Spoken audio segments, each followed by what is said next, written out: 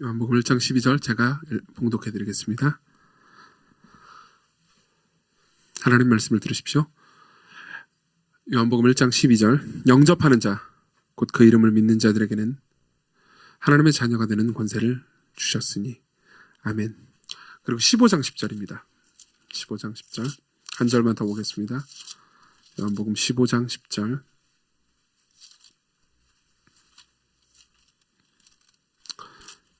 하나님 말씀을 들으십시오. 내가 아버지의 계명을 지켜 그의 사랑 안에 거하는 것 같이 너희도 내 계명을 지키면 내 사랑 안에 거하리라. 아멘. 네. 제가 짧은 설교를 하고 예배를 마치고 부디 짧기를 그리고 바로 공동회의를 하도록 하겠습니다. 지난주에도 들었고요. 그 전주에도 들었고요. 그 전주에도 들었고요. 그 전주에도 들었고 그 전주에도 들은 질문 혹은 불만 혹은 하소연 혹은 토로가 있습니다. 뭐냐면은 난 하나님의 사랑이 느껴지지 않는다는 거죠. 난 하나님의 사랑이 느껴지지 않아요. 당신이 그렇게 하나님의 사랑에 대해서 하나님이 아들을 주신 사랑에 대해서 나에게 많이 이야기를 해줬지만 나는 그게 느껴지지 않는다. 와닿지 않는다. 라는 질문이죠. 이 질문을 어떻게 해결해야 될까요?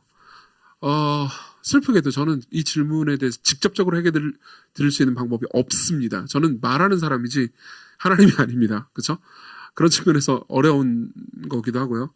그리고 또 딱히 그러니까 내가 하나님의 사랑이 느껴지지 않는다라는 게 여러분들이 잘못되고 문제 있고 죄 아래에 있다라는 걸 의미하는 것도 아닙니다. 그러니까 삶을 살다 보면 영혼의 어두운 밤이 있기 마련입니다. 그러니까 우리가 딱히 어떤 죄와 잘못을 저지른 게 아님에도 불구하고, 그러니까 뭐 신앙의 모든 인물들이 다 거쳤던 그런 어두운 밤들을 거칠 수 있습니다. 그리고 그 시기도 하나님의 영원한 섭리 안에서 하나님께서 쓰시는 시간들이기도 합니다. 그러니까 뭐라고 말할 수 없죠. 게다가 이런 얘기를 들으면 저도 스스로에 대해서 죄책감이 느껴지기도 합니다.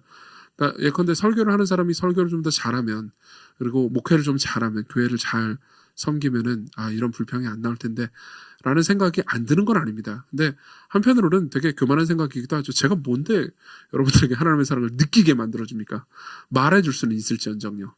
그러니까 뭐 간단한 문제는 아닙니다. 그렇다고 그래가지고 이 교회에서 내가 있어도 하나님의 사랑이 느껴지지 않기 때문에 이 교회는 좀 문제가 있는 거 아니냐라고 말하는 여러분들을 뭐라고 말하고 싶은 것도 아닙니다. 어쩌겠습니까? 예. 여러분들도 삶을 살면서 하나님의 사랑을 깊이 체험하고 싶은데 그게 경험이 안 되는 거에 대해서 뭐 누구 탓을 하겠습니까? 그렇죠? 그렇다고 하나님 탓을 할 수도 없고 이 문제에 있어서 우리는 인내가 필요하다는 것을 인정하지 않을 수가 없습니다. 우리는 인내가 필요합니다. 그리고 기도가 필요하죠. 그리고 우리가 하나님께서 우리에게 은혜를 주실 수 있는 정확히 표현해 볼게요. 하나님께서 우리에게 은혜를 주시는 것을 우리가 어느 시기인지 얼마나 자주인지를 결정할 권한이 우리에게 없다는 걸 인정하는 용기도 필요하죠. 우리는 하나님을 조종할 수 없습니다. 하나님께서 우리를 다스리시죠. 그렇죠? 그럼에도 불구하고 우리가 성경을 통해서, 그러니까 왜 우리가 신앙생활을 하면서 하나님의 사랑을 잘 못 누리는가에 대해서 생각해 볼 만한 여지는 있습니다. 성경을 통해서요. 제가 읽은 두 말씀은 이런 의미입니다. 한 구절은 이렇게 말합니다. 영접하는 자, 곧 그 이름을 믿는 자들에게는 하나님의 자녀가 되는 권세를 주셨다고요. 그렇죠? 제가 강조하고 싶은 건 권세라는 단어입니다. 제가 여러분들에게 물어보고 싶은 게 있습니다. 여러분들이 하나님께서 여러분들을 사랑하셔서 여러분들을 자녀 삼아 주셨다는 사실, 여러분들이 예수 그리스도 안에서 예수 그리스도만큼 사랑받고 있다는 사실이 권세처럼 느껴지십니까? 특별한 권리와 특별한 뭔가처럼 느껴지십니까? 그렇게 안 느껴지시는 분들이 많을 겁니다. 그냥 그렇다 하니까 그런가 보다 하는 거죠. 이건 우리가 하나님이 얼마나 높으신지에 대해서 그러니까 종종 망각하기 때문일 수도 있습니다. 권세처럼 안 느껴집니다. 그렇죠? 이런 문제가 하나 있고요. 그리고 또 두 번째로 제가 읽은 구절은 이렇습니다. 내가 예수님이 아버지의 계명을 지켜 성부 하나님의 계명을 지켜서 그 사랑 안에 거하는 것처럼 너희도 내 계명을 지키면 내 사랑 안에 거하리라. 이런 말씀이 있습니다. 무슨 말입니까? 예수 그리스도께서 우리에게 하신 계명을 우리가 지킨다면요, 우리는 예수 그리스도의 사랑 안에 거하게 된다는 거죠. 오해하지 마십시오. 우리가 하나님께 순종해야만 하나님께 사랑을 받는다는 의미는 아닙니다. 사실 이 15장 내에 복잡한 문맥을 이해하게 되면은 옛날에 이 15장을 제가 설교한 적이 있거든요. 굉장히 제가 혼자 설교를 준비하면서 감탄한 적이 있습니다. 이 예수께서 우리의 공로로 우리가 하나님께 사랑을 받는 것이 아니라는 것을 이렇게 신실하게 가르쳐 주면서도 또 하나 제가 느꼈던 것은 내가 그 주님의 계명을 지켜야만 하나님의 사랑을 누릴 수 있다는 것을 가르쳐 주시는구나 라는 생각이 들었던 거죠. 이건 되게 중요합니다. 이렇게 말씀드리고 싶습니다. 여러분, 우리가 하나님께 순종함으로 하나님의 사랑을 받는 건 아닙니다. 아니에요. 우리가 불순종할 때 하나님께서 우리를 먼저 사랑하셨습니다. 그렇지만 우리가 그리스도 안에 있을 때 하나님께서 우리를 얼마나 사랑하시는지 우리가 순종할 때 알아가는 것은 사실입니다. 우리는 하나님의 사랑을 받기 위해 순종하지 않습니다. 하나님의 사랑을 알아가기 위해 순종하죠. 이 두 가지 이야기가 별도의 이야기인 것처럼 보이지만 그냥 한 가지 우화를 얘기해 주면서 이 두 가지 이야기가 사실 상관 있는 이야기라는 것을 말씀드리고 싶습니다. 토드 빌링스라는 사람이 있습니다. 이 사람은 신학자예요. 교리를 전공하는 신학자고 그리스도와의 연합이라는 주제에 대해서 굉장히 탁월한 책을 써냈습니다. 추천해드리고 싶긴 하지만 좀 어려운 신학책이라서 여러분들한테 어려울까 염려가 됩니다. 관심 있으신 분들은 읽어보시면 좋을 것 같습니다. 근데 거기 보면요, 키에르케고르의 예화를 하나 써서, 그러니까 우리의 마음에 약간 찔릴 만한 이야기를 하나 합니다. 옛날에 제가 설교 때 한번 이 예화를 들은 적이 있습니다. 근데 여러분들이 잊으셨을 거라고 제가 마음속 깊은 곳에 확신하기 때문에 다시 한번 써먹도록 하겠습니다. 그러니까 이런 겁니다. 어떤 한 품삯꾼이 있었습니다. 사회적 신분이 굉장히 낮은 옛날에 이 왕정 시대 때요. 유럽의 왕정 시대 때 한 품삯꾼이 있었습니다. 사회적 신분이 굉장히 낮아요. 그리고 자기가 자유인도 아닙니다. 그러니까 어떤 지주의 밭에서 소작농인 거죠. 땅을 빌려가지고 농사를 해서 대다수의 곡식은 갖다 바치고 소 일부를 이제 받아가지고 먹고 사는 사람이 있었어요. 이 사람한테는 왕이 있었습니다. 왕이 어떤 나라의 왕이 있었겠죠. 왕의 백성이었어요. 근데 그 나라의 왕은 굉장히 존경받는 왕이었습니다. 훌륭한 왕이었어요. 성군이었습니다. 그래서 이 품삯꾼은 왕을 존경했습니다. 그래서 이렇게 생각을 했어요. 행여 망극한 성은을 입어 일생에 단 한 번이라도 임금님을 아련할 기회를 가질 수 있다고 하면, 아련이라는 단어 아시죠? 그렇죠? 임금님을 한번 모실 수 있다면 그 사건은 자기 인생 최대의 사건이 될 것임을 물론 자자손손 들려줄 무용담이 될 텐데 라고 생각을 했던 거예요. 그럴 수 있죠? 그렇죠? 임금님이 와가지고 나를 만나줘요. 내가 임금님을 모시고 어디 한 끼 식사라도 할 수 있다면, 아니 그냥 모시고 그냥 차라도 할 수 있다면, 아니 그냥 모시고 얼굴이라도 볼 수 있으면 나한테 명예일 거고요. 그리고 굉장히 자자손손 자랑할 만한 일이겠다라는 생각을 한 거죠. 그럴 수 있습니다. 그리고 나서 이 얘기를 한 다음에 토드 빌링스는 이걸 살짝 비꼬면서 우리의 마음을 찔러줍니다. 읽어드릴게요.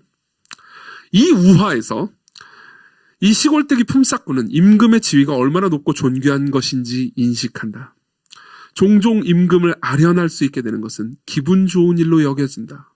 물론 여전히 그는 지금까지의 삶과 별 다를 바 없이 편안한 삶을 누릴 수 있을 것이고 친구들과 어울리는 데에도 하등의 문제가 없으며 자기 신분상으로도 아무런 변화가 생기지 않는다. 보세요. 임금님이 옵니다. 내 마을로 와서. 나는 그냥 신분 낮은 사람인데 임금님이 말합니다. 그래, 너의 집에 유해하겠다. 그래가지고 그 집에 들어갑니다. 식사 한 끼를 하자. 그래서 내가 먹는 작은 빵을 나눠서 먹습니다. 임금님이요. 너무 대단하지 않습니까? 그러고 나서 그래, 너는 소박하게 잘 사는구나. 내가 너희 집에 와가지고 빵 한 그릇을 먹었더니, 한 그릇? 한 조각을 먹었더니 기분이 좋다. 그리고 잘 살거라. 그리고 떠났어요. 좋은 일이죠. 자랑할 만한 일이죠. 그럼 내 삶은 아무것도 변하지 않습니다. 맞죠? 그냥 편안하게 살 수 있어요. 나한테 아주 자랑거리가 생긴 셈입니다. 그 다음. 그런데 이 부분이 중요해요. 그런데 이 임금님이 이 품삯꾼을 단순히 아련하는 정도가 아니고 양자로 삼으려고 한다면 어떻게 되겠는가? 거리가 너무나도 가까워서 불편해진다. 양자로서 가지게 되는 근접성은 지금까지의 자기 삶을 송두리째 포기해야 한다는 말이기 때문이다. 무슨 말인지 이해되세요? 그냥 잠시 자기 집에 와가지고 밥 한 번 먹고 가고, 아니면 재물이라도 좀 하사해주고 간다. 좋죠. 행복하죠. 그렇죠? 근데 갑자기 이 임금님이 나를 자녀로 삼아준대요. 그러면은 좋다기보다 불편해지는 거죠. 계속. 물론 여기서의 입양은 고결한 왕자 신분으로서의 격상을 의미한다. 그러나 왕의 자녀가 되는 대가로 자기가 여태 살아오면서 소중히 여기던 모든 것을 잃어버리게 되는 것은 아닐까? 만일 그 임금이 얼마간의 재물을 하사하거나 혹은 성은의 표시로 친서를 내려서 이 품삯꾼이 갑오로 간직하게 하는 정도로만 했다면 이 품삯꾼 입장에서는 더 바랄 것이 없겠지만 임금이 지금 그에게 요구하는 것은 그런 수준을 훨씬 뛰어넘는 것이다. 임금이 원하는 것은 이 품삯꾼의 존재와 삶의 질 자체가 총체적으로 변화되게 되는 관계를 맺고자 하는 것이다. 여러분, 여기서 우리가 일상적으로 생각하는 하나님과의 관계와 성경이 우리에게 약속하는 하나님과의 관계 가운데 간극이 생깁니다. 우리는 종종 우리의 삶에서 필요한 것들을 하나님께서 공급해 주시고, 우리가 어려울 때 기도할 때 조금 들어주시고, 눈물을 흘릴 때 위로해 주시는 정도의 하나님을 원할 때가 많습니다. 그때 그냥 아버지라고 부를 뿐이죠. 필요할 때 구할 수 있으면, 그리고 그때마다 주시면 좋습니다. 그리고 내 삶을 내가 인도해 가기를 원합니다. 근데 하나님께서 우리를 자녀 삼으신다는 것은 총체적으로 다른 거죠. 관계를 원하는 거예요. 난 가끔 너네 집에 가가지고 밥 한 번 먹고 가는 존재가 아니다. 나는 가끔 너네 집에 가서 그냥 내가 가지고 있는 재물을 조금 나눠주고 그냥 지나가 버리는 존재가 아니다. 난 너의 아버지고 넌 내 영원한 자녀다. 너는 이제부터 하나님의 자녀에, 왕의 자녀에 걸맞는 방식으로 살아가야 한다. 네 마음을 고치겠다. 너와 더 가까운 관계가 되겠다. 내가 너를 얼마나 사랑하는지 더 깊이 매일같이 보여주겠다. 그리고 내가 너를 훈련시키겠다. 이 부분부터 싫은 거죠. 그리고 네가 이전에 살던 삶과는 완전히 다른 종류의 삶을, 더 영광스럽고 위대한 삶을 살게 하겠다. 이게 성경의 약속입니다. 이건 권세입니다. 맞죠? 그죠? 권세인 건 분명합니다. 근데 문제는 뭐냐면은 이게 권세처럼 느껴지기 위해서는 내 삶이 기꺼이 변화될 준비가 되어 있어야 한다는 거죠. 다시 말하면 순종할 준비가 되어 있어야 한다는 겁니다. 우리가 하나님께 순종하지 않는다면 그럼에도 불구하고 하나님께서는 우리를 사랑하시고 계속해서 부르실 겁니다. 그렇지만 그분이 우리를 얼마나 사랑하시는지 우리가 알 수는 없을 겁니다. 여러분 생각해 보십시오. 종종 우리는 우리가 순종하기 싫은 말씀들을 듣게 됩니다. 혹은 읽게 됩니다. 예컨대 우리는 누군가를 용서하라는 명령을 듣습니다. 예컨대 우리는 우리의 재물을 사랑하지 말라는 명령들을 듣습니다. 오늘 오전에 들었죠? 그때 우리는 자신을 내려놓아야 할 때가 옵니다. 그리고 그때요, 용기 있게 순종할 때 우리는 내가 이렇게 순종하고 누군가를 미워하던 걸 그치고 사랑하기 시작할 때 그냥 내가 손해를 보고 망가질 줄 알았는데 그 과정들이 고통스럽긴 했지만 그럼에도 불구하고 그리스도께서 나를 이렇게 사랑하시는지 지금 알아가게 된다는 걸 경험하게 되는 거죠. 이게 하나님께서 우리를 자녀로 키우시는 방식입니다. 자, 그런 의미에서 이건 권세입니까? 네, 맞습니다. 권세입니다. 그렇지만 우리를 이전처럼 살게 만드는 권세가 아닙니다. 이전과는 완전히 다른 삶을 살게 만드는 권세죠. 이건 사랑이나요? 사랑인가요? 네, 맞습니다. 근데 제가 이 얘기를 드리고 싶습니다. 사실 이 얘기하면 끝날 겁니다. 보세요. 이건 사랑인가요? 네, 사랑입니다. 우리가 생각한 것보다 더 큰 사랑인가요? 예, 우리가 생각한 것보다 훨씬 더 큰 사랑입니다. 우리가 필요로 하는 것보다 훨씬 더 큰 사랑입니다. 그렇기 때문에 우리를 변혁시키는 사랑입니다. 우리를 내버려두는 사랑이 아닙니다. 우리가 우리 자신이 생각할 때 필요하다고 생각하는 것보다 훨씬 더 많은 것을 주는 사랑입니다. 여러분, 예수 그리스도께서 십자가에서 우리를 대신해서 죽으셨다라는 이야기를 들었을 때 우리는 우리 스스로 알아챘어야 했습니다. 그분이 온 존재를 다 우리를 위해서 주셨다면요, 우리를 단순히 구원만 해주고 내버려 두시지는 않을 거라는 것. 여러분들이 비싼 돈을 주고 산 물품이라면, 뭐 제가 예를 들면 이 태블릿 PC를 아주 비싼 돈이에요. 비싼 돈 주고 샀기 때문에 여러분들 함부로 대하지 않을 겁니다. 맞죠? 귀하게 대할 겁니다. 뭐 저는 좀 약간 침을 튀기긴 하지만 어쨌든 귀하게 대할 겁니다. 그렇죠? 마찬가지예요. 함부로 내버려 두지 않습니다. 비싸고 귀한 거는요. 하나님께서 아들을 주셔서 여러분들을 사셨다면 여러분들을 함부로 내버려 두지 않으실 겁니다. 여러분들을 그분의 성품에 맞게, 그분의 목적에 맞게, 그리고 우리가 생각한 것보다 훨씬 더 우리가 은혜와 사랑을 받을 수 있게, 그리고 그걸 기뻐하게 변혁시키실 겁니다. 이걸 깊이 생각한다면, 그리고 기꺼이 우리가 순종의 길을 걸어간다면 우리는 예수님과 같이 이렇게 얘기할 수 있습니다. 내가 아버지의 계명을 지켜 그의 사랑 안에 거하는 것 같이 너희도 내 계명을 지키면 내 사랑 안에 거하리라. 예, 우리도 계명을 지켜서 조금씩 나가는 겁니다.